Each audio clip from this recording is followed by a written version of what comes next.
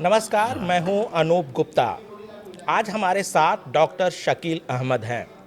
शकील अहमद जाने माने कांग्रेसी नेता के तौर पर कह सकते हैं कि इन्होंने अपनी पहचान बनाई। डॉक्टर मनमोहन सिंह सरकार में ये मंत्री भी रह चुके हैं और कांग्रेस के बड़े से बड़े पद, महासचिव रहे हैं। कई राज्यों की जिम्मेदारी इनके कंधों पर थी। शकील साहब, बहुत बहुत स्वागत है आपका। जी बहुत शुक्रिया, बहुत धन्यवाद। सर, बिहार विधानसभा चुनाव होता है और चुनाव खत्म होते ही आपका इस्तीफा आ जाता है। तो क्या आपको लग रहा था कि अब कांग्रेस में आपका भविष्य नहीं है, या आपको लगा कि अब कांग्रेस आपको कुछ नहीं दे सकती है, इस वजह से आपने इस्तीफा दे दिया? नहीं, जहाँ तक ऐसी दोनों बात में से कोई बात नहीं है। जहाँ तक देने की बात है तो आपकी जानकारी के लिए बता दूँ कि 16 अप्रैल 2023 को ही मैंने अपने ज़िला में प्रेस कॉन्फ्रेंस करके ये घोषणा कर दी, ये ऐलान कर दिया कि मैं अब ज़िंदगी में कोई चुनाव नहीं लड़ूंगा। तो पाने की जहाँ तक बात थी उसका सवाल नहीं है। और इतना ही नहीं, मेरे 3 बेटे हैं, तीनों बाहर सेटल हैं।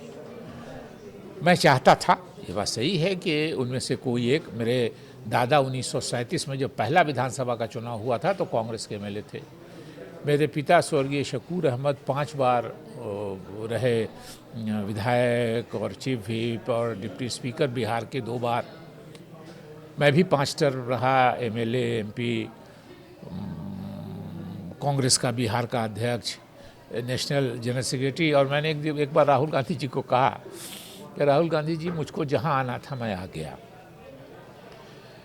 महासचिव से बड़ा कांग्रेस में कोई पद नहीं है। मैंने कहा कि प्रेसिडेंट का, महासचिव के बाद प्रेसिडेंट का पोस्ट होता है तो वो आप और आपके परिवार के लिए है। उपाध्यक्ष और अध्यक्ष का पद इसलिए कि पूरे कांग्रेस को विश्वास है आपके परिवार में। तो अब यहाँ से मैंने कहा कि आप उपाध्यक्ष हैं, उस वक्त उपाध्यक्ष थे, कि आप जैसे अध्यक्ष बनिएगा ये पोस्ट एबॉलिश हो जाएगा। और वही हुआ। बिहार में अभी 3 ही लोग हैं जो फॉर्मर स्पोक्स पर्सन है। स्पोक्स पर्सन मैं तो 12 साल रहा, मगर फॉर्मर जनरल सेक्रेटरी हैं, महासचिव हैं। एक मैं हूँ, मुझसे सीनियर तारिक अनवर साहब हैं और उनसे सीनियर मीरा कुमार जी हैं। हम 3 ही लोग अभी बिहार में हैं जो भूतपूर्व महासचिव या फॉर्मर जनरल सेक्रेटरी हैं। तो और मेरे बच्चों ने भी कह दिया, मैंने ये भी ऐलान कर दिया कि मेरे बच्चे भी इंटरेस्टेड नहीं है चुनाव लड़ने के लिए। बहुत से लोग कांग्रेस में भी हैं, दुखी मन से भी हैं, इसलिए कि उनकी अगली पीढ़ी कांग्रेस में आ गई है। तो वो कहते हैं कि चलिए हम ह्यूमिलिएशन बर्दाश्त कर लेते हैं, हम नहीं कुछ बोलते हैं, लेकिन हमारे आने वाली पीढ़ी को कुछ फ़ायदा हो जाए।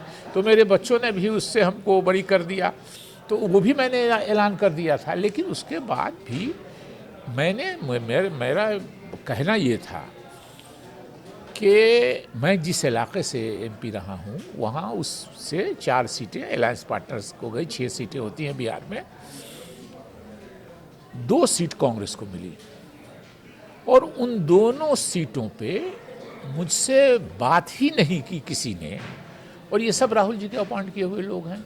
वो वही करते हैं जो उनको राहुल गांधी करने को कहते हैं, क्योंकि कई स्टेट में 1 ही 2 आदमी को घुमा रहे हैं और बार बार शिकायत होने के बाद भी वो घुमाते रहते हैं, 2 4 5 लोग उनके पसंदीदा जो हैं। तो ये मेरा दुख उन लोगों से नहीं था, वो तो बेचारे प्यादे हैं।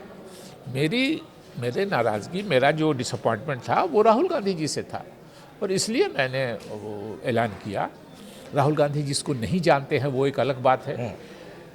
मैंने कई राउंड उससे कितने बार बात की है, साथ ट्रैवल किया है, ये किया है। वो मुझको समझते हैं, मैं उनको समझता हूँ। और उसके बाद भी उनके बनाए हुए लोग, जो 2 सीट मेरी पार्लियामेंट्री कंस्टिट्यूंसी से, जहाँ मैं 2 बार एमपी हुआ, उसके बाद कोई कैंडिडेट भी बेचारा नहीं हुआ उस कॉन्स्टिट्यूंसी से। मैं कांग्रेस के, अपने मधुबनी लोकसभा क्षेत्र के कांग्रेसियों का आभारी हूँ कि मैं जब तक रहा उन्होंने कभी अप्लाई भी नहीं किया टिकट के लिए। और उस आदमी से भी आप कैंडिडेट के बारे में पूछते नहीं, और क्यों नहीं पूछते हैं ये राहुल गांधी जी को मालूम है, उन्होंने क्यों नहीं पूछा। सही साहब, एक सवाल है कि आपने कहा कि जो आपके बेटे हैं उन्होंने भी कह दिया राजनीति में वो नहीं आएंगे। तो क्या अगर वो राजनीति में आने की इच्छा रखते तो आप कांग्रेस में भी रहते? आपको ये इच्छा करती ये कि भाई अब रहते? हाइपोथेटिकल बात है, क्या करते, हो सकता है दिल मार के, अच्छा, हो सकता है, जो बहुत से लोग अभी कर रहे हैं कांग्रेस में। वो देखिए ना कि हर आदमी की अपने आत्मसम्मान की एक लिमिट होती है कि यहाँ तक तो हम बर्दाश्त करेंगे, दिस फार नो फर्दर, आगे नहीं बर्दाश्त कर सकते हैं। मेरे साथ वो मामला आ गया और इसीलिए मैं पार्टी का विरोधी नहीं हूँ। मैंने लिखा है खड़गे जी को जो पत्र लिखा है, अध्यक्ष वही हैं, उन्हीं को लिखना है। लिखना तो राहुल गांधी जी को चाहिए, लेकिन चूंकि टेक्निकली अध्यक्ष खड़गे साहब हैं, फैसला सब राहुल जी करते हैं कि मैं दूसरी पार्टी में कभी नहीं जाऊँगा ज़िंदगी भर। मैं ज़िंदगी का मेरा आखिरी वोट जो है वो भी कांग्रेस या कांग्रेस की जो हमायती पार्टी होगी उसको मिलेगा। और अगर 5 लोग भी मेरे कहने से वोट देंगे तो वो कांग्रेस पार्टी को नहीं, वोट कांग्रेस का विरोधी नहीं है तो फिर किसके विरोधी हैं आप? देंगे। मुझको डिफरेंसेस राहुल जी की सोच से है और इसीलिए कांग्रेस की नीतियों सिद्धांत जो हमारे पूर्वजों ने, मैंने बताया कि 1937 में तो वो एमएलए हो गए थे, लेकिन कांग्रेसी उसके पहले से थे, चूँकि पहला इलेक्शन ही हुआ असेंबली का 1937 में, दादा मेरे। उसके पहले वो डिस्ट्रिक्ट बोर्ड के मेंबर थे। मेरे फादर को पटना कॉलेज में इंग्लिश ऑनर्स में पढ़ते थे, निकाल दिया गया था 1942 के भारत छोड़ो आंदोलन में भाग लेने से। तो जो नेशनल यूनिटी की बात है, एक सब लोगों को साथ लेकर चलने के बात है, जो पॉलिसीज़ एंड प्रिंसिपल और आइडियोलॉजी है कांग्रेस की, मैं बिल्कुल उसके ख़िलाफ़ नहीं हूँ। मैं बिल्कुल आज भी उसके साथ हूँ। मेरा जो वे ऑफ फंक्शनिंग है राहुल जी का, उससे मेरा मतभेद हुआ और इसीलिए हम अलग। नहीं तो थोड़ा सा और विस्तार से बताएं, क्या वजह आपको, क्या मतलब जो आपके डिफरेंसेस आपको दिखते हैं, आखिर क्या राहुल गांधी ने किया लगातार जिससे आपको लगता है कि कांग्रेस इस हालत तक पहुंच गई है, आप जैसे वरिष्ठ नेता जो हैं वो पार्टी छोड़ रहे हैं? देखिए, राहुल जी के साथ एक अजीब विडंबना है। राहुल जी कांग्रेस को मजबूत करना चाहते हैं, मजबूत कांग्रेस वो पसंद करते हैं, लेकिन मजबूत कांग्रेसी नहीं पसंद करते हैं। उनको कमज़ोर से कमज़ोर, जो उनके अलावा किसी को नहीं जानता हो, जो टोटल उनके भरोसे पे है। एक इंसिडेंट आपको बताते हैं। मेरा लालू यादव जी से कुछ मतभेद हुआ तो मैं 2019 का चुनाव इंडिपेंडेंट लड़ गया।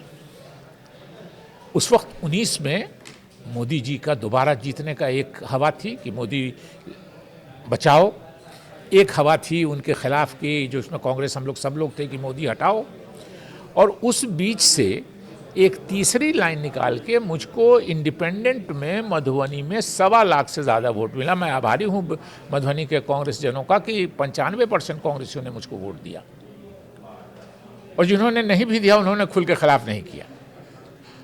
तो उसके थोड़ी ही दिन के बाद रिजल्ट निकला, मुझको 1,31,30,000 वोट आया। जो अलायंस के कैंडिडेट थे, जो आरजेडी, कांग्रेस और बाकी पार्टियों के अलायंस के कैंडिडेट थे, उनको सिर्फ मुझसे 8,000 वोट, 8,500 वोट ज़्यादा था। तो और ये बात फैक्ट थी कि मैं कांग्रेस के डिफरेंसेस की वजह से नहीं लड़ रहा था।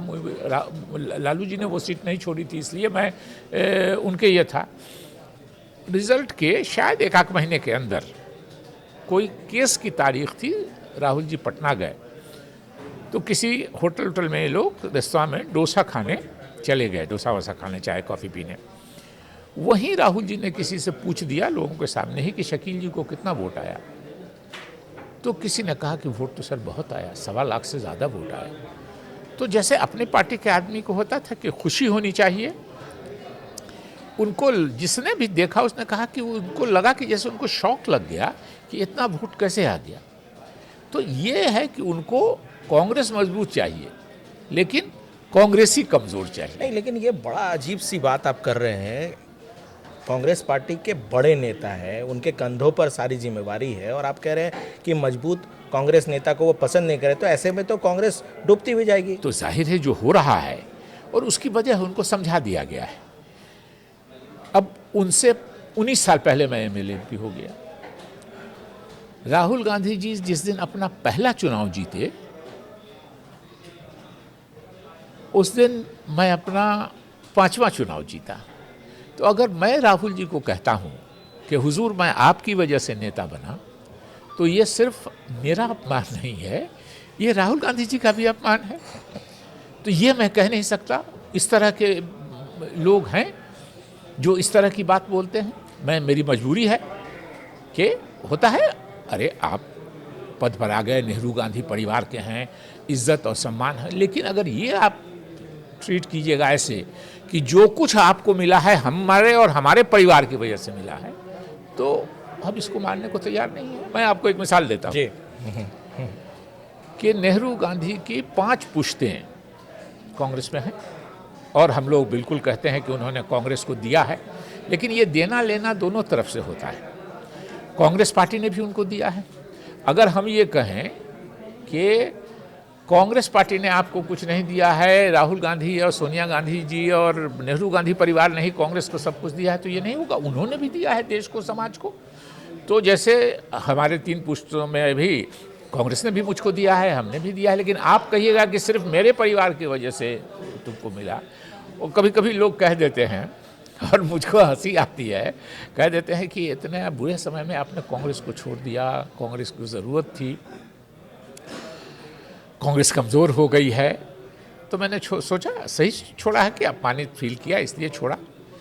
लेकिन एक बात आप लोगों को याद दिला दें, इतिहास में बहुत लोग नहीं जाते हैं कि कांग्रेस अध्यक्ष 1919 में बनने के बाद भी गांधी नेहरू परिवार के सबसे प्रतिष्ठित व्यक्ति मोतीलाल नेहरू जी ने कांग्रेस छोड़ दिया था।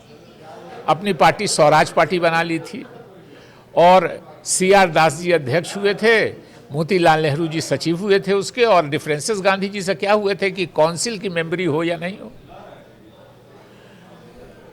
पार्टी अलग बनाई, जब वो पार्टी चली नहीं, काउंसिल के मेंबर तो हो गए ये लोग, लेकिन वो पार्टी चली नहीं, तो फिर 2023 में बना ली। 1 जनवरी 2023 को मैं ऑन रिकॉर्ड कह रहा हूँ कि मोतीलाल नेहरू जी और CR दास जी ने अलग पार्टी जिसका नाम स्वराज पार्टी था वो बनाई।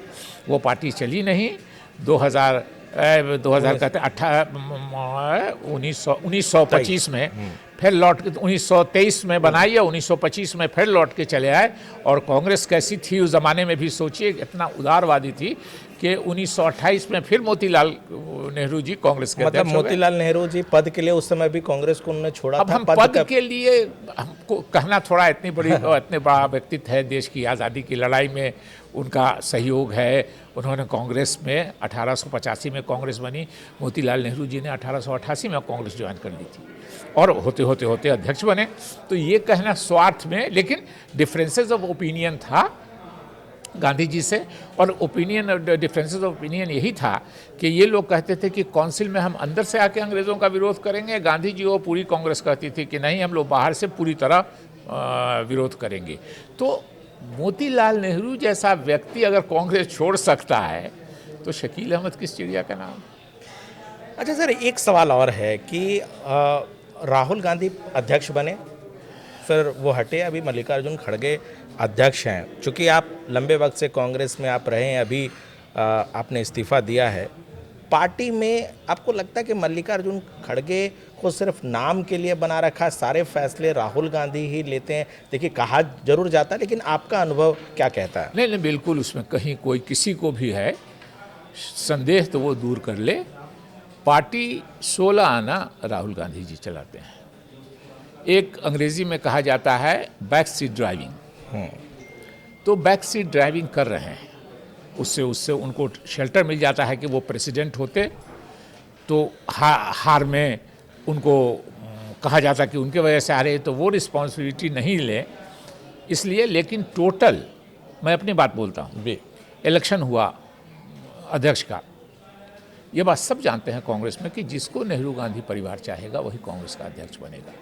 मैं अपनी बात कहता हूँ, मेरे अच्छे संबंध भी हैं और ये भी है कि मैं शशि थरूर जी को वोट देना चाहता था। ये बात सही है, उसमें कहने में कोई राज नहीं। लेकिन जब मैंने देखा, अभी कल खड़गे साहब भी कह रहे थे कि सोनिया गांधी जी और राहुल गांधी जी की वजह से हम अध्यक्ष बने। अभी उन्होंने भी कहा, जो बात हम लोग बहुत पहले से कर रहे हैं, कि जब ये लगा कि जो पार्टी के जनरल सेक्रेटरी हैं, जो पार्टी के स्टेट के इंचार्ज हैं, वो सब मांग रहे हैं खड़गे साहब के लिए वोट, तो ये हो गया कि ऑफिशियल कैंडिडेट वही हैं। तो इच्छा रहते हुए भी हमको लगा कि वोट क्यों बर्बाद करना है, मैंने खड़गे साहब को वोट दिया। और उनके जो करीब के लोग हैं उनको कह भी दिया कि अगर खड़गे साहब को ये दिमाग में है कि मैंने वोट नहीं दिया, किसी ने डाल भी दिया दिमाग में, मैंने मल्लिकार्जुन खड़गे साहब को वोट दिया इच्छा के विरुद्ध, इसलिए कि मुझको पसंद थे शशि थरूर जी, मैं उनको वोट देना चाहता हूं। यानी जो कहा जाता है कि रिमोट कंट्रोल से, ये डायरेक्ट कंट्रोल से चला रहे हैं, कोई ऐसा नहीं है उसमें पार्टी के अंदर कोई ये नहीं है। अब मैंने एक जगह कहीं कहा भी है जी कि अभी जो बिहार की इलेक्शन के बाद रिजल्ट की समीक्षा हुई। अभी समीक्षा क्या हुई कि आप बुला रहे हैं जिस पर आरोप है कि पैसा लिया और जिस पर आरोप है कि पैसा दिया, दोनों को बुला के सामने बैठाल के समीक्षा कर रहे हैं, तो पैसा देने वाला कहेगा कि हमने दिया और न पैसा लेने वाला कहेगा कि हमने लिया। लेकिन बहरहाल सो कॉल्ड समीक्षा की आपने। तो समीक्षा जब आपने की, ठीक है, एक वो है कि क्या क्या इलेक्शन लड़ने में क्या परेशानी हुई, क्या हुआ, वो एक एक्सपेक्ट है। लेकिन आपने जब समीक्षा की तो उसी वक्त बात आ गई और मीडिया में आई है कि जो हमारे अभी के अध्यक्ष हैं, सज्जन व्यक्ति हैं, शरीफ हैं, उनको थोड़ा साइडलाइन भी किया राहुल जी के लोगों ने। राजेश राम जी ये त्यागपत्र देने गए खड़गे साहब को, ये बातें मीडिया में हम लोगों ने देखी और कंट्रडिक्शन कहीं नहीं पड़ा। तो खड़गे साहब ने कहा राजेश राम जी को कि आप मुझको क्यों दे रहे हो, आप राहुल जी को त्यागपत्र दो। तो इसका क्या मतलब हुआ कि अगर राहुल जी स्वीकार करेंगे तो त्यागपत्र स्वीकार होगा, राहुल जी स्वीकार नहीं करेंगे तो त्यागपत्र स्वीकार नहीं होगा। तो ये बात सही है। बैक सीट ड्राइविंग का भी एक उसूल होता है कि उसके हाथ में भी स्टीयरिंग होता है। दाएं बाएं किधर मुड़ना है ये भी आजू बाजू के लोगों से पूछ के होता है, तो एक्सीडेंट उसमें बार बार होगा। नहीं, ये आजू बाजू के लोग जो आप बोल रहे हैं इस पे नहीं शकील भाई, ये क्योंकि देखिए सवाल इसलिए है क्योंकि आप खाँटी कांग्रेसी नेता, मनमोहन सिंह सरकार में आप मंत्री रहे, कांग्रेस को बहुत नज़दीक से, मेरे ख्याल से राजीव गांधी से लेकर के आपने सभी की कार्यशैली को देखा है, सोनिया गांधी को आपने बहुत नज़दीक से देखा है। राहुल गांधी गलती क्या कर रहे हैं? जो उनके जो नवरत्न हैं, देखिए राहुल गांधी पर्सनली क्या कर रहे हैं वो ठीक है, लेकिन जो अपनी टीम वो बनाते हैं, आपने एक बात तो कह दी कि मजबूत कांग्रेस चाहते हैं, मजबूत नेता नहीं चाहते। तो कांग्रेसी नहीं चाहते, हाँ कांग्रेसी नहीं चाहते। तो जो उनकी कोटरी में है अभी, वो अब अहमद पटेल, गुलाम नबी आज़ाद टाइप नेता तो अब नहीं है। अब जो नेता हैं, क्या उन्होंने खुद बनाया ऐसे कमज़ोर नेताओं के का एक झुंड बना दिया जो उन्हें गलत इनपुट दे रहा है और इस वजह से पार्टी की हालत? हाँ, देखिए आपने ठीक कहा। अहमद भाई मरहूम, अल्लाह मग़फ़िरत करे उनको, अल्लाह उनको स्वर्ग में अच्छी जगह दे। वो नहीं है, सीनियर हैं हम लोगों के, गुलाम नबी आज़ाद साहब, वो अलग हो गए पार्टी से। लेकिन अगर ये भी रहते पार्टी में तो उनकी भी वही हालत होती जो शकील अहमद की हो रही है। इसलिए कि राहुल गांधी जी के साथ शायद, मतलब निगेटिविटी में भी कुछ पॉजिटिव चीज़ होती हैं, शायद उनकी अपब्रिंगिंग ऐसी है कि अपने से उम्र में बड़े लोगों के साथ उनको बैठने में झिझक महसूस होती है, जिसको उनको आप जी कहना पड़ता है। He is not comfortable with them. तो जाहिर है कि वो ऐसे लोगों को पसंद करते हैं जो जिसके साथ बैठने से राहुल जी को बॉस वाली फीलिंग आवे कि हम बॉस हैं, तो हम लोगों के साथ जाहिर है कि नहीं हो सकता है। आपके इलेक्शन से 5 इलेक्शन पहले से MP MLA हैं, आप हम जहाँ से उठ के आए हैं, जाहिर है हम लोगों का भी दादा का, पिताजी का बैकग्राउंड था, तो हम लोगों को आसानी हुई ग्राउंड लेवल पे, ज़मीन पे, डिस्ट्रिक्ट लेवल पे, ब्लॉक लेवल पे आसानी हुई। राहुल गांधी जी बड़े परिवार में हम लोगों से पैदा हुए, नेहरू गांधी ख़ानदान में, तो उनको नेशनल इंटरनेशनल लेवल पे रिकॉग्निशन मिल गया। इसमें ये सारे लोग मानने को तैयार हैं। लेकिन आप कहिएगा कि सिर्फ मेरी ही वजह से तुम सब कुछ हो, तो शायद ये बर्दाश्त करने में। लेकिन एक जो सवाल मैं कर रहा था कि अभी जो उनके कोटरी में लोग हैं वो अधिकतर राज्यसभा या चुनाव से जीतकर नहीं आने वाले लोग हैं, यानी कहीं ना कहीं जनता से जुड़ाव एक जो कांग्रेस का एक ज़माने में हुआ करता था वो एकदम खत्म होने वाले हैं। वही सलाह दे रहे हैं, वही ये सारी चीज़ें फिट करा रहे हैं। सलाह बहुत से लोग, सब तो नहीं, जो हम लोगों को थोड़ी मोड़ी जानकारी है, पहले भी PA प्राइवेट सेक्रेटरी हर नेता के साथ हुआ करते थे। हम नहीं भी कुछ हैं तभी एक आदमी काम करता है साथ में, इस मोहब्बत से इसमें। लेकिन PA प्राइवेट सेक्रेटरी लोग, जो तनख्वाह लेने वाले लोग हैं, वो पॉलिटिकल फैसला आमतौर पे कांग्रेस में करते नहीं थे। अभी कुछ लोग ऐसे हैं जिनको तनख्वाह मिलती है और वो पॉलिटिकल डिसीजन लेते हैं। तो उनकी पहली प्राथमिकता क्या है कि हमको तनख्वाह मिले हमारी, और बॉस अगर नाराज़ हो जाएंगे तो तनख्वाह नहीं देंगे। मैंने राहुल गांधी जी को ऐसी ऐसी बात की है जो उनको पसंद नहीं, कि आप ये नहीं कीजिए, आप ये नहीं कीजिए, ये गलत हो, इससे पार्टी को नुकसान होगा, ये होगा। जाहिर है कि मतलब वो आलोचना पसंद नहीं करते। आलोचना ही नहीं, मतलब अपने से कोई आदमी समझाने की कोशिश करता है तो उसको अप्रिशिएट करना चाहिए। उसको शायद अपना ह्यूमिलिएशन समझते हैं कि हमको बच्चा समझता है, हमको छोटा समझता है। हालांकि माशाल्लाह अब उनकी भी उम्र 55 साल से ज़्यादा हुई और जून में वो 56 साल के हो जाएंगे राहुल गांधी जी, जो 55 में लोगों को रिटायर कर दे रहे थे। मोबाइल पे सबका एज वेज उन पर उनको अवेलेबल है, विकीपीडिया सबका है, वो तुरंत देख करके तो अब तो खुद 56 साल के होने वाले हैं जून में। लेकिन तो बहुत से लोग अब उनके साथ बैठने के लायक बहुत से लोगों को है। जब वो आए थे 2004 में तो जाहिर है कि वो फीलिंग नहीं थी, और हम लोगों के साथ मजबूरी है। हमको लगा कि आपने ये काम गलत किया है, मुझसे ये गलती भी हुई, मैं मानता हूँ शायद कि मुझको भी हाँ मिला के निकल जाना चाहिए। लेकिन मैं राहुल गांधी जी को बैठने पर मैं बोलता रहा कि आप ये नहीं कीजिए, आप ये नहीं कीजिए, आप ये नहीं कीजिए, तो शायद उनको ये बात अच्छी नहीं लगती थी कि मुझको, मैं नेहरू गांधी ख़ानदान का आदमी, मुझको ये सिखा रहा है कि ये नहीं कीजिए, ये नहीं कीजिए। शायद ये बात उनको अच्छी मतलब नहीं लगती ये थी। है चीज़ें। अब रियलाइज़ मैं करता हूँ कि हाँ शायद मुझको उसका भी प्राइस पे करना पड़ा। अच्छा, एक चीज़ बताइए कि राहुल गांधी एक के बाद एक, देखिए बिहार चुनाव से पहले भी उन्होंने वोट बचाओ यात्रा निकाली, संविधान बचाओ। एक बहुत बड़ी चीज़ है कि जिस तरह से वो संविधान का कॉपी लेकर के वो चलते हैं, इसको कैसे आप देखते हैं? लगता है कि सारी चीज़ें जो है वो गलत। हंसने लगा, आपने दो बिंदु टच किए। जी, आपने एक एक बिंदु पे आप बताइए। हमें लगता है कि आपके पास दोनों बिंदु पे मैं बताऊंगा आपको।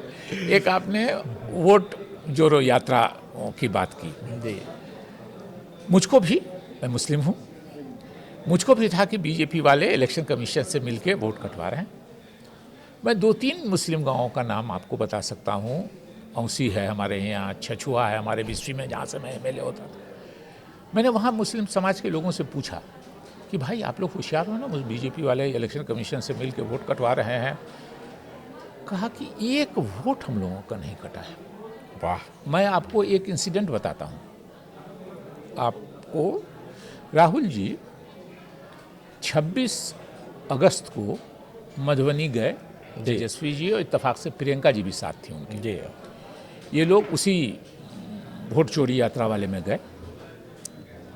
तो एज ए कांग्रेसी, मैं कांग्रेस में था, मैंने उनके आने के 2 दिन पहले 24 अगस्त को, डेट मैं बता रहा हूँ, मैंने प्रेस कॉन्फ्रेंस की इन्हीं के बारे में कि आप लोग आइए, सब आइए। बड़ी अच्छी, बड़ी लंबी चौड़ी प्रेस कॉन्फ्रेंस, बड़ा वाइडली कवर्ड वो प्रेस कॉन्फ्रेंस हुआ। लेकिन मैंने उसी में, जो मेरे ऑर्गेनाइज करते हैं प्रेस कॉन्फ्रेंस ज़िला में मेरा, उन्होंने, एक्स प्रेसिडेंट हैं, उन्होंने लिख दिया कि वहाँ के बाद राहुल जी ज़िले में जिधर से एंट्री करेंगे उधर जाएंगे, वहाँ जाएंगे। तो मैं थोड़ा बहुत ही मतलब कहिए ना कि जिसको लाम काफ के साथ चलने वाला वो नहीं, मैं इलाके में मैं गया तो एक गाड़ी, एक सिक्योरिटी, एक ड्राइवर, यही। और गए तो पॉलिटिक्स में हैं तो कोई एक नेता आ गए ज़िला के, तो एक गाड़ी उनकी, तो 3-4-5 नेता आ जाते हैं। ज़्यादा से ज़्यादा मेरे ज़िले में अगर मैं हूँ, पटना उटना में, तो पटना दिल्ली में आपको मेरी एक गाड़ी मिलेगी जी। लेकिन अगर ज़िले में हैं, प्रोग्राम बना के गए हैं, तो 4-5-6 गाड़ी मिलेगी। वो प्रेस कॉन्फ्रेंस करके 24 अगस्त को, 26 को राहुल जी को आना है, 24 को मैं वहाँ उस जगह पे जा रहा हूँ जहाँ से राहुल जी एंट्री करेंगे। तो मुझको किसी ने कहा कि बहुत सी गाड़ी पीछे हो गई। तो हमने कहा कि बहुत सी गाड़ी है। तो बोला कि नहीं सर, 60-65 गाड़ी है पीछे। तो हमको 65-60 गाड़ी मेरे पीछे क्यों आ रही है? तो बोला सर ये लोग सब पार्टी के कैंडिडेट लोग हैं और इलेक्शन 1 महीने के बाद होने वाला है, तो इसलिए आपके पीछे लगा है कि कुछ मदद हो जाए, ये हो जाए, वो हो जाए। और मज़ेदार बात सुन लीजिए, मैं वहाँ जब पहुँचा तो राहुल जी के ऑफिस के लोग कुछ थे। मुझको कहा गया कि फलां जगह, मिथिला हाट एक जगह है, वो इनकार कर दिया। फिर जगह ढूंढवाने, तो उन लोग के साथ हम लोग निकले, 3-4 जगह होकर फाइनल हुआ कि एक जगह ये पसंद आ गई। तो उसके लिए लोकल एसडीओ को मैंने ही फ़ोन किया, फुलपरास के एसडीओ थे, उन्होंने कहा कि नहीं रूट चार्ट में नहीं है, हम नहीं उसमें, जब तक डीएम साहब हमको नहीं करेंगे। तो मैंने ही वहाँ डीएम साहब से फ़ोन करके बात किया। उन्होंने कहा कि आप प्रेसिडेंट से लिखवा के भिजवा दीजिए और हम ये कर देते हैं। प्रेस कॉन्फ्रेंस ये मिला करके जाना आना जाता है, आदमी 10 आदमी साथ है, खर्चा होता है लगभग 1-8 लाख रुपए मेरा खर्चा हुआ। हमारी फ़ोन पर डीएम साहब ने, वैसे भी राहुल जी का प्रोग्राम था वो कर देते, मैं नहीं भी करता तो वो कर देते, लेकिन वो भी मौका हमको मिला। लेकिन आपको जान के ताज्जुब होगा कि 2 दिन के बाद जब राहुल गांधी जी आए तो मुझको उस प्रोग्राम में इनवाइट नहीं किया गया, और मैं जानता था नहीं किया गया, इसलिए राहुल गांधी जी के ज़िले में इंटर करने के 3 घंटा पहले मैं निकल के पटना चला गया। वो पूरब से इन किए तो मैं पश्चिम से चला गया, वो पश्चिम से इन किए तो मैं पूरब से निकल के पटना चला गया उनके आने के 3 घंटा पहले। क्योंकि अब हम लोग की उम्र नहीं ना है कि राहुल गांधी जी के गाड़ी के साथ जिंदाबाद जिंदाबाद करते करते आगे पीछे चले, मर जाएंगे उस दिन, अपनी नज़र में गिर जाएंगे। देखिए एक बात आपको बताते हैं, युवा हैं आप, दूसरों की नज़र में गिर के जिंदा रहना उतना मुश्किल नहीं, लेकिन अपनी नज़र में गिर के जिंदा रहना बहुत मुश्किल है। शकील भाई, आपने SIR वाले मुद्दे पे आपने बड़ी बात आपने और मैंने प्रेस कॉन्फ्रेंस में कहा कि भाई ये लोग कहते हैं 65 लाख लोगों ने वोट कट गया, मुझको 65 आदमी पूरे बिहार में कहीं नहीं मिला जो एक जगह असेंबल करके प्रोटेस्ट कर रहा हो कि हमारा वोट, हम जिंदा, हमारा वोट काट दिया गया। और मान लेते हैं वो इनोसेंट लोग थे, उनको नहीं मालूम कि क्या रजिस्टर में हमारा नाम काट दिया। तो हम जो पॉलिटिकल पार्टी के लोग हैं, कांग्रेस के, आरजेडी का, कांग्रेस का तो मान लीजिए ऑर्गेनाइजेशन नहीं है, आरजेडी के, CPI CPM ये लोग का रहता है, कांग्रेस के भी कुछ ना कुछ तो लोग हैं ही बचे हुए कैडर हैं। इन लोगों को ऑर्गेनाइज करना चाहिए कि ये देखिए 500 लोग हैं, ये जिंदा हैं और इनका वोट काट दिया गया। एक जगह मैंने प्रेस कॉन्फ्रेंस में प्रेस के साथियों से, 100 से ज़्यादा प्रेस वाले साथी थे हमारे अपने ज़िला में मेरे, मैंने कहा आप लोगों ने कहीं प्रोटेस्ट होते देखा? नहीं देखा कहीं। तो साहब एक ये बात ये है, तो आप ही बता सकते हैं या कांग्रेस वाले बताएं कि कैसे कटा वोट। दूसरी बात एक आपने और कही थी जिस पर मैं हंस रहा था कि आपने 2 बात, एक तो SIR की बात किया आपने, संविधान बचाओ, और एक संविधान बचाओ। अब ये तो और भी मज़ेदार चीज़ है। राहुल जी अपने हाथ में एक संविधान की कॉपी लेके घूमते हैं, भाषण देते हैं, इधर नहीं देख रहे, बिहार रिजल्ट के बाद नहीं देख रहे, और ये संविधान बचाना है, इसी की लड़ाई लड़ रहे हैं। बहुत अच्छी बात है, हर जिम्मेदार आदमी को देश को संविधान बचाना का प्रयास करना चाहिए अगर कहीं कोई गड़बड़ी हो रही है तो। लेकिन संविधान किससे बचाने की बात करते हैं? बीजेपी से, RSS के लोगों से। लेकिन इलेक्शन के पहले मैं आपको दिखला दूंगा, वीडियो है, इलेक्शन के एक रात पहले से लेके नॉमिनेशन के 1 महीना के बीच में 16-17 लोगों को RSS और बीजेपी से बुला के कांग्रेस का टिकट दे दिया, और वीडियो है, रिकॉर्ड है। तो आप बताइए कि आप बीजेपी के लोगों के साथ, RSS के लोगों के साथ, RSS और बीजेपी से लड़िएगा? वो तो बिल्कुल वन साइडेड रिजल्ट हुआ बिहार का। अगर अनूप जी, अगर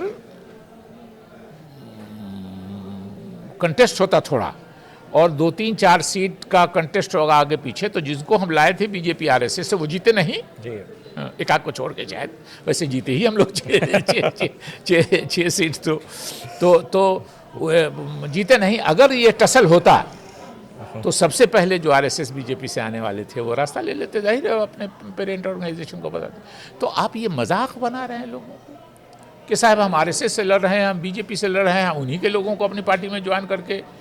राहुल गांधी जी के साथ वो जो वही है कि कमज़ोर, वो दूसरी पार्टी के लोगों को, अपनी पार्टी के लोगों को वैल्यू नहीं देते हैं। मजबूत है ये, दूसरी पार्टी से लोगों को लाके, अभी आप गौर कीजिएगा, मेरे जाने के बाद ज़रा सा एनालाइज कीजिएगा कि कांग्रेस में बहुत बड़े पदों पर आपको ऐसे लोग मिलेंगे जो दूसरी पार्टियों से आए हैं। उनको राहुल जी बहुत तवज्जो देते हैं, और वो क्यों तवज्जो देते हैं? इसलिए कि इसका इस पार्टी में रूट नहीं है, इसकी जड़ नहीं है इस पार्टी में, इसको जिस दिन चाहेंगे उखाड़ के फेंक देंगे। उनको पौधा लगाने से ज़्यादा दिलचस्पी है कि कब हम चाहेंगे तो इसको उखाड़ के फेंक देंगे।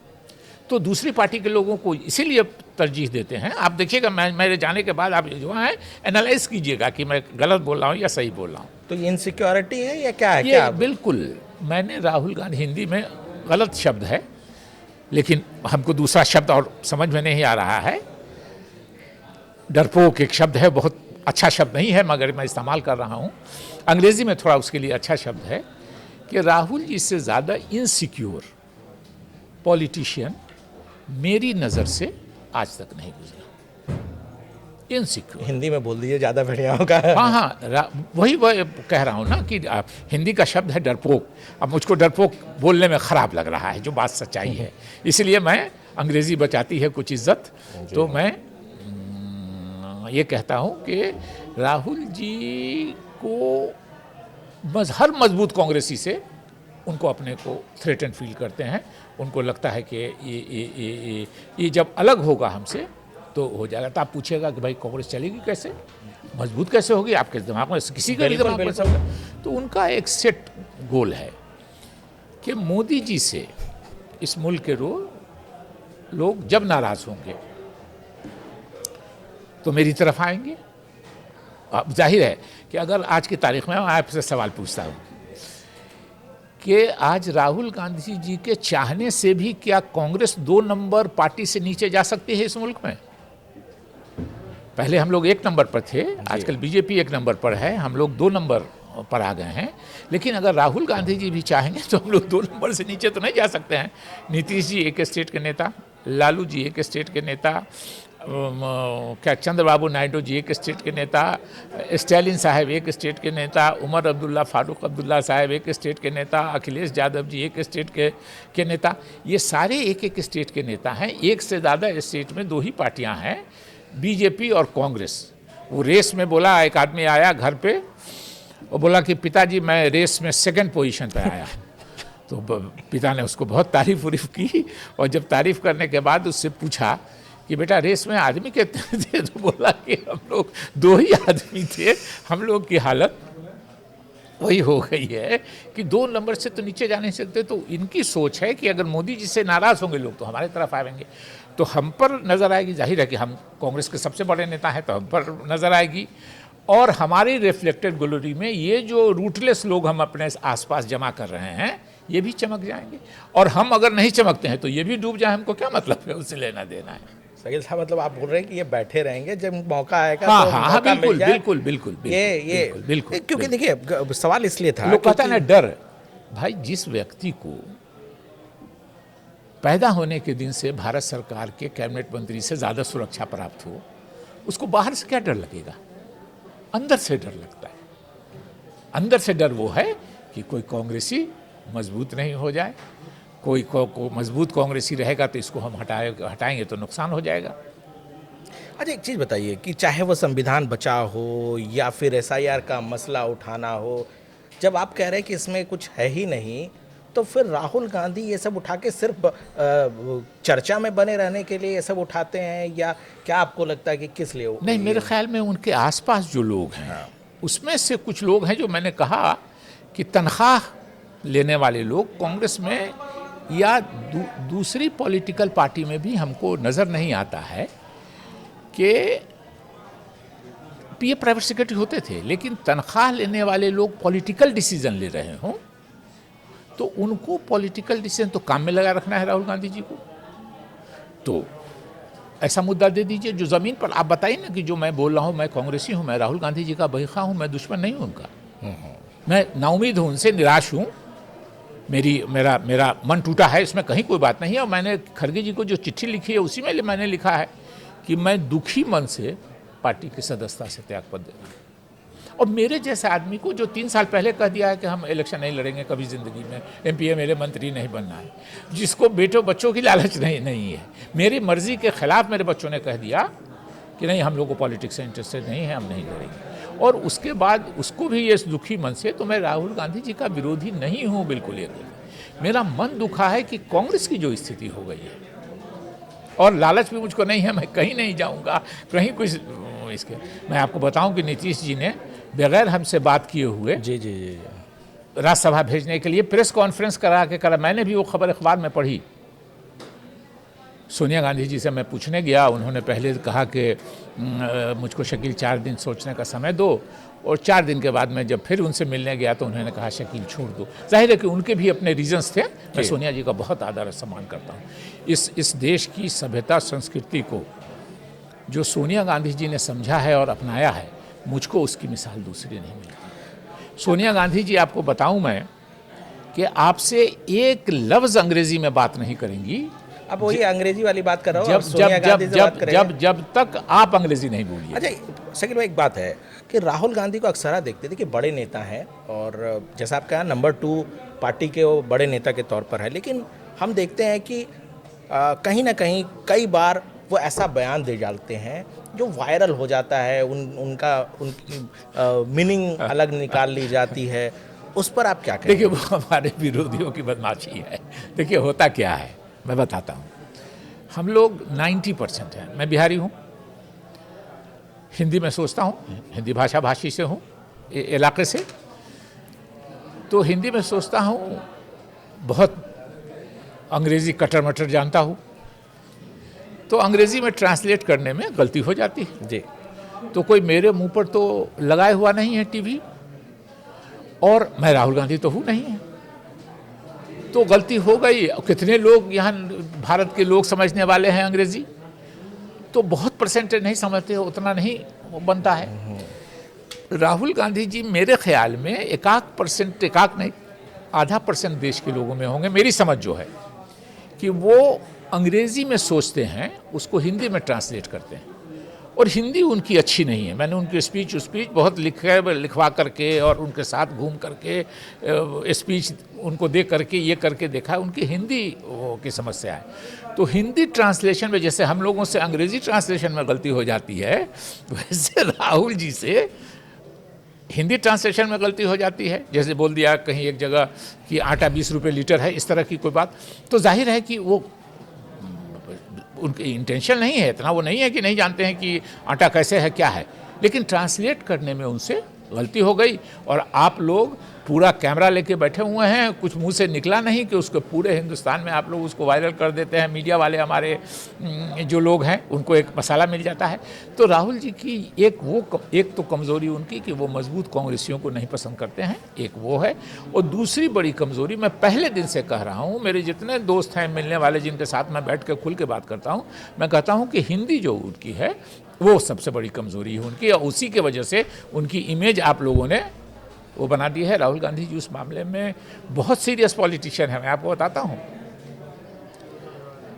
एक बार मैंने ऐसे ही बात में कह दिया, डिस्ट्रिक्ट प्रेसिडेंट की कुछ बात हो रही थी, कुछ इंसिडेंट बता के मैंने ऐसे ही बात में कह दिया कि राहुल जी पिछले 15 साल से फलां साहब, विश्वनाथ प्रताप सिंह जी की बात हो रही थी कि वो चाहते थे इलाहाबाद का डिस्ट्रिक्ट प्रेसिडेंट का हो, एक इशू था।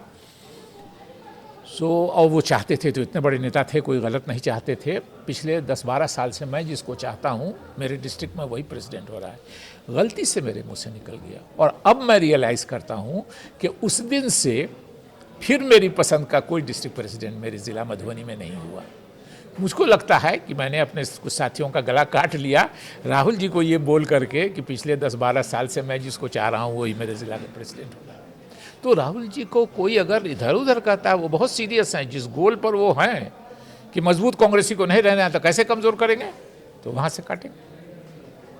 अच्छा, एक बात और है कि आप कह रहे थे कि जो इंग्लिश बोलने वाले जो नेता हैं वो भी बहुत करीब होते हैं, क्योंकि देखिए शशि थरूर साहब कई बार वो बीजेपी नेताओं की तारीफ़ कर देते हैं, नीतियों की तारीफ़ करते हैं, लेकिन अभी भी राहुल गांधी के नज़दीक ही हैं उनको। देखिए, दो तरह के लोग हैं जी।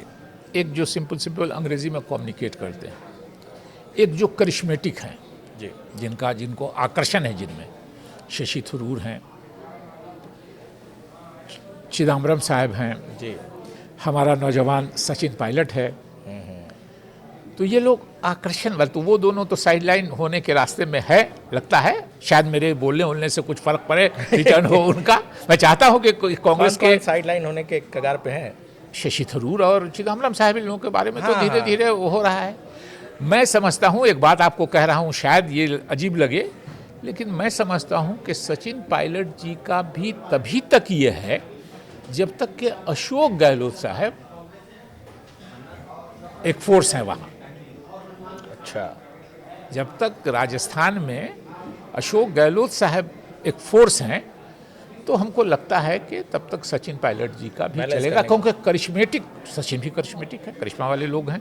राजेश पायलट जी के बेटे हैं, पढ़े लिखे हैं, आर्टिकुलेट हैं, लोगों को अट्रैक्ट करते हैं अपने तरफ। बैलेंस करने के लिए थोड़ा सा अभी रखें।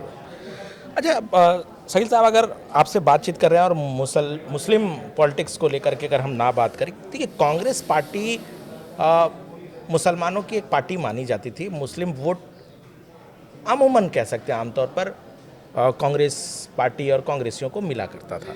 क्या लगता है कि अभी के समय पर मुसलमानों का मोह भंग हुआ है कांग्रेस से? देखिए, कांग्रेस को वोट देने वाले मुसलमान परमानेंट वोट नहीं देते थे, ज़्यादातर वक्त पे देते थे।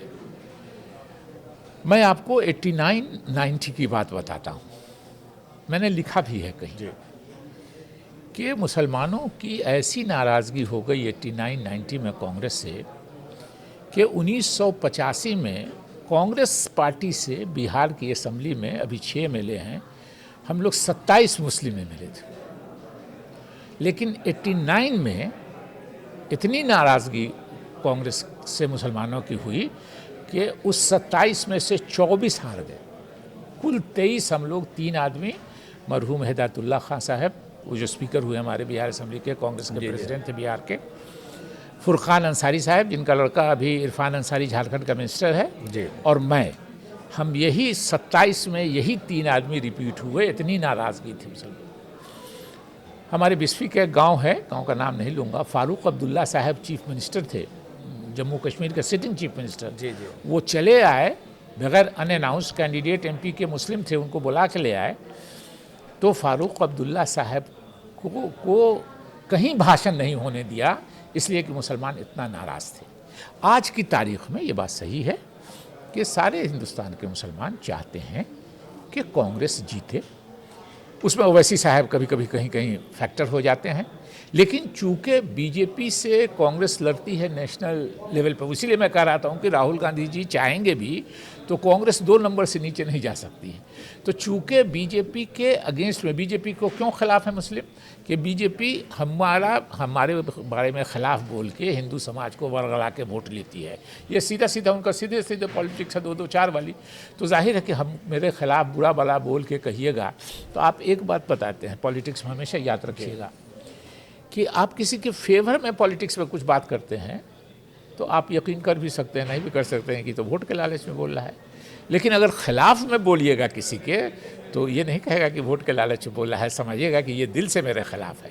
तो चूंकि बीजेपी मुसलमानों के खिलाफ बोल करके हिंदू समाज को वरगला के उसका वोट लेती है, और कांग्रेस नेशनल लेवल पे बीजेपी को अपोज करती है हर जगह। हिमाचल में कांग्रेस और बीजेपी, मध्य प्रदेश में कांग्रेस और बीजेपी, राजस्थान में कांग्रेस और बीजेपी। तो आज की तारीख में मुस्लिम चाहता है कि बीजेपी हारे। हमको बुरा भला कहने वाला, हमको पॉलिटिक्स करने वाला बलि का बकरा बना के ये मुसलमान चाहता है कि बीजेपी हारे। तो बीजेपी हारे तो उसको कौन हराएगा? हो सकता है मेरी बात को भी कुछ मुस्लिम समाज के लोगों को लगे कि कहीं ये बीजेपी के फेवर में नहीं, ऐसा नहीं है। मैं बिल्कुल कांग्रेस के इसमें है, लेकिन चूंकि राहुल गांधी जी से है इसलिए कि कांग्रेस के सबसे बड़े चेहरा हैं। आज प्रियंका गांधी जी हो जाएं तो उनसे हो जाएगी, सोनिया गांधी जब थी तो उनसे अफेक्शन था, इसलिए कि हम बीजेपी के खिलाफ। सवाल इसलिए उठता है क्योंकि एक ज़माना होता था जब कांग्रेस पार्टी के शीर्ष नेतृत्व में बहुत सारे मुस्लिम नेता हुआ करते थे। आप थे, गुलाम नबी आज़ाद, अहमद पटेल, ये बहुत बड़े बड़े नेता। लेकिन आज शकील भाई दिखता नहीं है कोई बड़ा नेता जो मुस्लिमों को रिप्रेजेंट करने वाला। वो जान के कांग्रेस ने किया है, और वो उनकी एक स्ट्रेटजी, उसमें किसी को इतराज़ नहीं होना चाहिए। उनको लगता है कि अगर मुसलमान मेरे साथ में रहा, मेरे साथ फोटो आ गया, बगल में रहा, तो बीजेपी वाले उसको ट्विस्ट करके हमको प्रो मुस्लिम साबित करेंगे, इसलिए थोड़ा जानबूझ के बचते हैं। हम लोग उनको बेनिफिट ऑफ डाउट इसका देते हैं।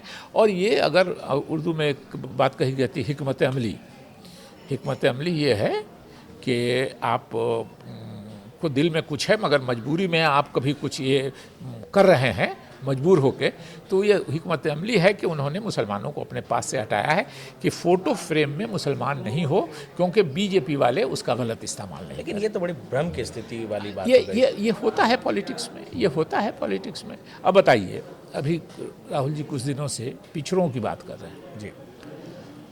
आप 6 महीना साल भर पहले तक ये कहलाते थे पीसीसी में, एआईसीसी में, कि राहुल गांधी जी जनेऊधारी शिव भक्त ब्राह्मण हैं। जी, आप लोगों को भी याद हो? हाँ हाँ बिल्कुल। और पिछले 6-7 महीने से पिछड़ा, अति पिछड़ा, आदिवासी, दलित, ठीक है, अच्छी बात है, ये मार्जिनलाइज सेक्शन है, इनको सहारा दे के आना चाहिए, लेकिन रातों रात ये क्यों याद आ गए? और लोग मार्क करते हैं। आप पॉलिटिक्स में हैं, ऊंची जगह पर है, तो आप जितने ऊंची जगह पर रहिएगा, नीचे के लोग उतना ज़्यादा आपको, इतनी ज़्यादा संख्या में लोग देखेंगे। सीताराम केसरी जी पिछड़े थे, हमारे कांग्रेस के प्रेसिडेंट थे। मैं पहली बार उन्हीं की अध्यक्षता में पार्लियामेंट का मेंबर बना। उनकी आपने हम लोग कहते हैं कि जयंती और पुण्यतिथि बड़े नेताओं की मनाते हैं। अगर एक मनाना है कुछ तो जयंती मनाते हैं, लेकिन उनके मरने के 25 साल के बाद बिहार इलेक्शन के 4 दिन पहले आप सीताराम केसरी जी की पुण्यतिथि मना रहे हैं। वाई? ये बिहार के पिछड़ों को समझ में नहीं आता है कि आप सिर्फ उनको मैसेजिंग के लिए सीताराम केसरी जी की 25 साल उनकी मृत्यु के बाद पहली बार आप उनकी पुण्यतिथि मना रहे हैं, इसलिए कि बिहार असेंबली का इलेक्शन आ गया। राहुल गांधी को समझ नहीं आ रहा है कि नहीं, हम उनको किस मुद्दे पर टिके। हाँ, ये सब है कि एक मुद्दे पे स्टैंड करना चाहिए। और बिहार का रिजल्ट जिस दिन से निकला है, आप लोग मीडिया में आप लोग ज़्यादा हमसे जानते हैं, बिहार के रिजल्ट के बाद मैंने राहुल जी को किसी भाषण में फिर पिछड़ा, दलित, आदिवासी जिस तरह वो बोलते थे उस तरह नहीं बोलते देखा। मैंने एक जगह लिखा भी है कहीं कि बिहार सदाकत आश्रम में राहुल गांधी जी 6 साल भर हुआ होगा, वो एक स्पीच उन्होंने दिया। एक से मिले, मैं नहीं था वहाँ, एक से मिले ब्राह्मण ने मुझको फ़ोन किया बातचीत करते करते, कहा कि सर हम लोग कहाँ जाएं? लालू यादव जी से अलायंस है हमारा, तो हमारे जो भाई भतीजे हैं घर पे वो भी हम लोगों का मजाक उड़ाते हैं, लेकिन हम कांग्रेस, राहुल गांधी, सोनिया गांधी, इंदिरा गांधी जी, पंडित नेहरू जी का नाम लेके टिके रहते हैं कि देश के लिए त्याग किया है, ये किया है, बलिदान किया है। लेकिन अब राहुल जी भी ऐसा भाषण दे रहे हैं, हम लोग कहाँ जाए? उसकी आंख भरी हुई थी। हमने फिर समझाया कि है नेता को होता है, कभी ज़रूरत होती है, बोल दिया। हम कैसे कहें कि चले जाओ पार्टी छोड़ के? तो लेकिन ये सोचना चाहिए, जब आप इतने बड़े पद पर आए हैं तो आपको सोचना चाहिए। आप किसी के, मैं बार बार कह रहा हूँ कि पॉलिटिशियन हैं, किसी के फेवर में बोलिएगा वो समझेगा कि हमको वोट लेने के लिए बोल रहा है, लेकिन अगेंस्ट में बोलिएगा किसी के तो वो ये नहीं समझेगा कि वोट लेने के लिए, वो सचमुच आपको अपना दुश्मन समझेगा। अच्छा, एक सवाल अधूरा रहेगा क्योंकि राहुल गांधी पे बात हो रही है। सोनिया गांधी, प्रियंका गांधी, राहुल गांधी, ये सोनिया गांधी के साथ आपने काम किया है, राहुल गांधी के साथ आपने काम किया है। इन दोनों की कार्यशैली में आपने पहले बताया कि सोनिया गांधी बहुत शार्प पॉलिटिशियन रही हैं। क्या सोनिया गांधी इस बात को नहीं जानती हैं कि राहुल गांधी इस तरह की पॉलिटिक्स कर रही हैं? जब सोनिया गांधी इतनी नहीं, वो बहुत जानती हैं, लेकिन हर चीज़ का वक्त होता है। देखिए, सोनिया गांधी जी के काम करने की शैली और राहुल गांधी जी के काम करने की शैली में मोटा मोटी मैं एक लाइन में बता देता हूँ आपको, 2-3 एक आध मिनट लगेगा।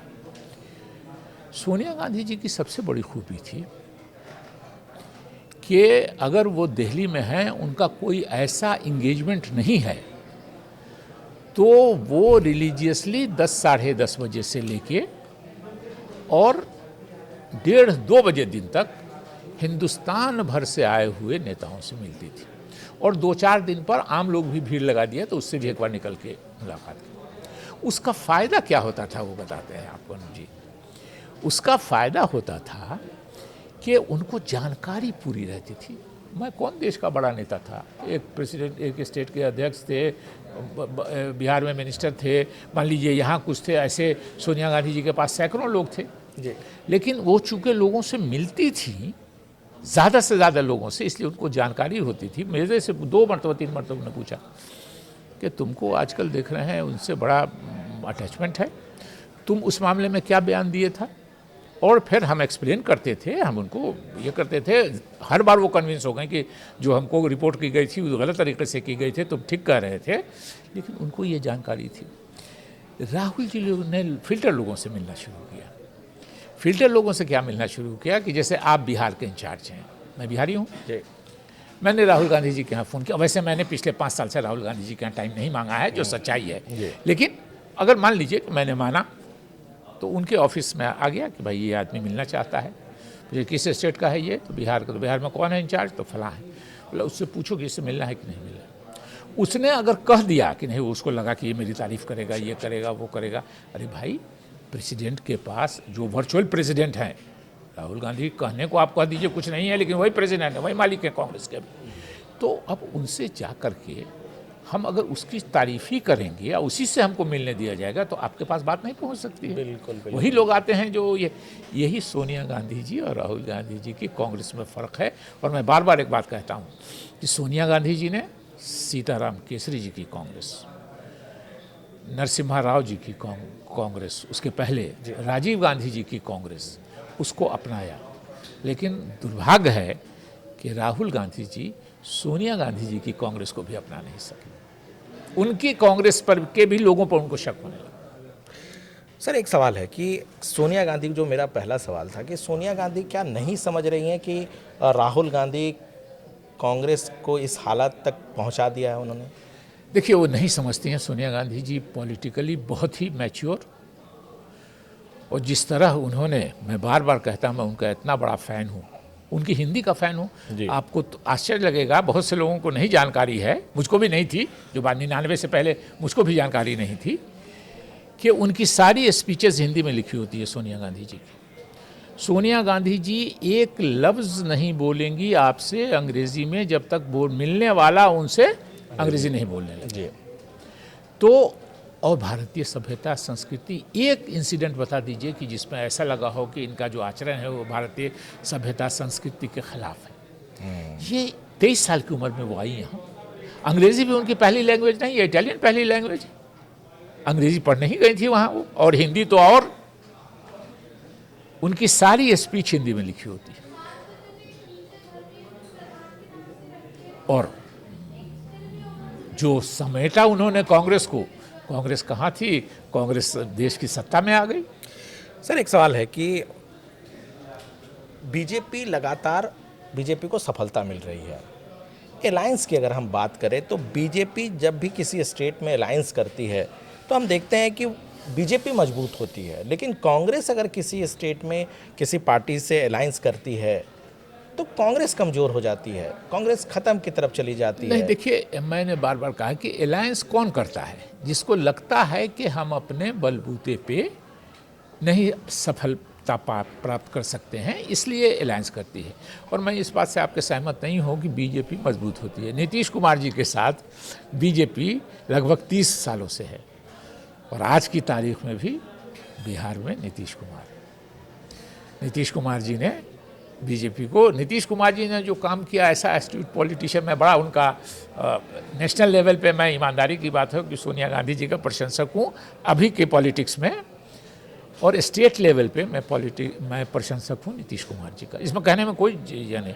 और अगर नीतीश कुमार जी खराब थे तो कांग्रेस वालों ने, हम लोगों ने उनको 3 बार चीफ मिनिस्टर क्यों बना दिया? ऐसा तो बिजली का बटन नहीं है कि हमारे साथ आ गए तो अच्छे हो गए, हमारे खिलाफ चले गए तो खराब हो गए। नहीं, एक बात बताइए, लालू यादव सीनियर हैं, नीतीश कुमार के बारे में कहा जाता है कि उनके जूनियर पार्टनर रहे हैं।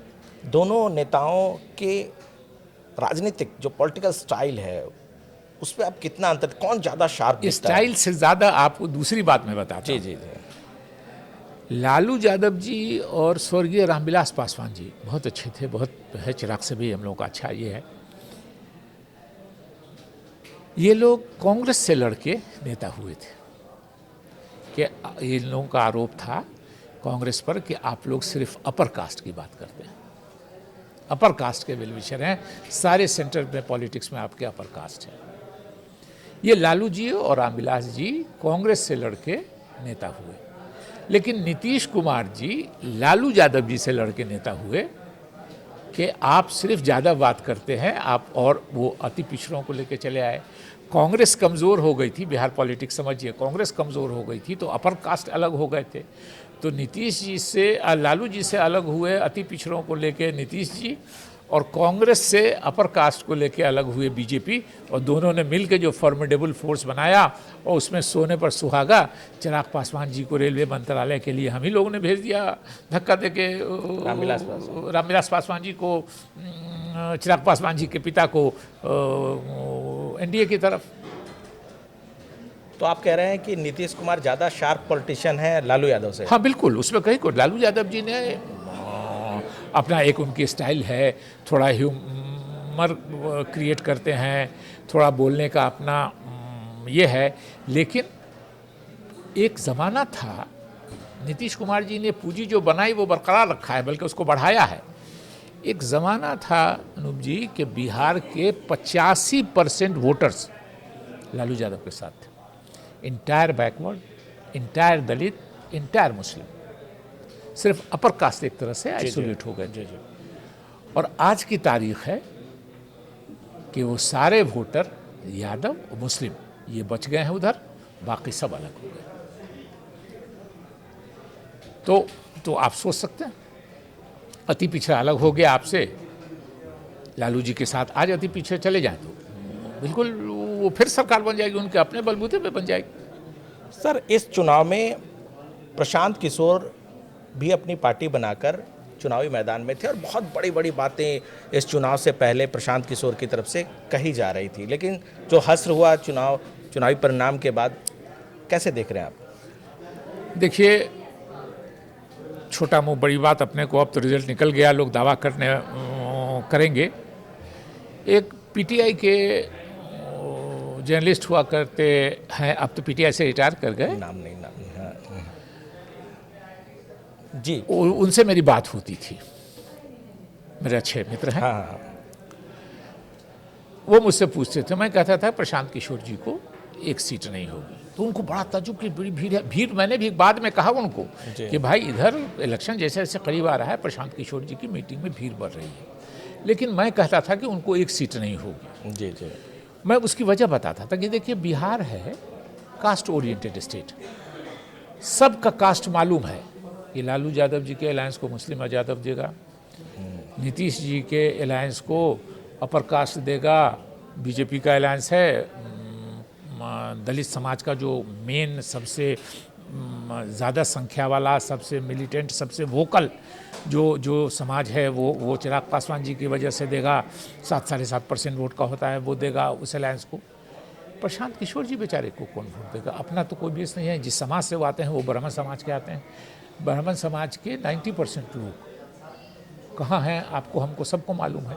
इसलिए जिस दिन रिजल्ट हुआ, हम कहते थे उनको एक सीट नहीं होगी, वो हमारे पीटीआई के जो पुराने मित्र थे उन्होंने मुझको मैसेज किया, मेरे इसमें भी है कि sir you were bang on target. तो ये इसलिए कि बहुत किसी को भी अंदर से जानता है। हाँ, जब इलेक्शन को 1-2 महीना बच गया तो प्रशांत किशोर जी की मीटिंग्स में बड़ी भीड़ होने लगी। अब लोग बड़ा कहते हैं कि वो मोदी जी को उन्होंने कोच किया, वो जिता दिया, वो फलां को किया। तो कोच नहीं जीतता है। देखिए, एक बार बता दीजिए, कोचिंग तक ठीक है, अगर कोच को ही, अभी आज मैच है इंडिया और न्यूजीलैंड का, अगर कोच को ही आप पैड पहना के या बैट लेके बैटिंग करने के लिए भेज दीजिएगा या बॉलिंग करने के लिए भेज देगा, तो टीम की क्या हालत होगी, उस बेचारे कोच की क्या हालत होगी?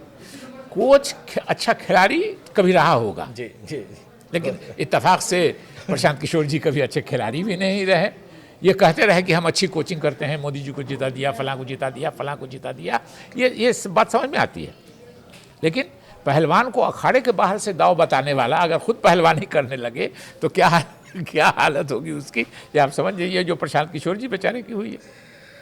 शकील साहब, आपने बहुत बड़ी बड़ी बातें कही, राहुल गांधी को लेकर बड़ी बात कही, कांग्रेस को लेकर आपने कही। आपने न्यूज़ 18 के लिए समय निकाला, आपका बहुत बहुत धन्यवाद। जी बहुत शुक्रिया, बहुत धन्यवाद बुलाने के लिए, यहाँ अपनी बातें कहने का मौका देने के लिए। धन्यवाद सर।